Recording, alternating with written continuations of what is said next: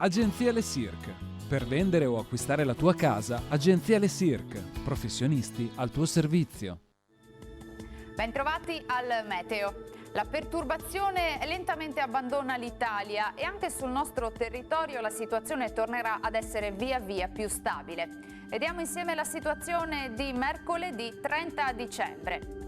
Sul Veneto cielo in prevalenza nuvoloso, ma con schiarite anche significative in montagna. In pianura e nelle valli invece insisteranno parecchie nebbie e nubi basse, specie durante le ore più fredde della giornata, ma sarà bassa la probabilità di piogge. Temperature minime in lieve calo, comprese tra meno 3 e 2 gradi, valori massimi invece tra i 5 e i 7 gradi.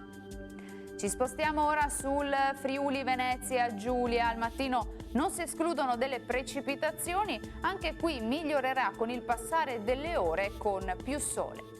Temperature minime fino a 5 gradi, massime invece sugli 8-9 gradi.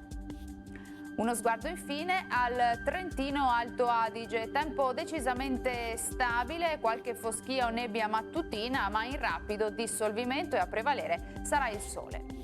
Temperature minime intorno ai meno 2 gradi, massime invece sui 3-4 all'incirca. Dal meteo di Antenna 3 per ora è tutto, grazie per l'attenzione e arrivederci al prossimo aggiornamento.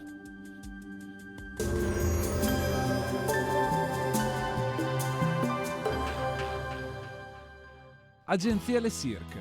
Per vendere o acquistare la tua casa, Agenzia Le Cirque. Professionisti al tuo servizio.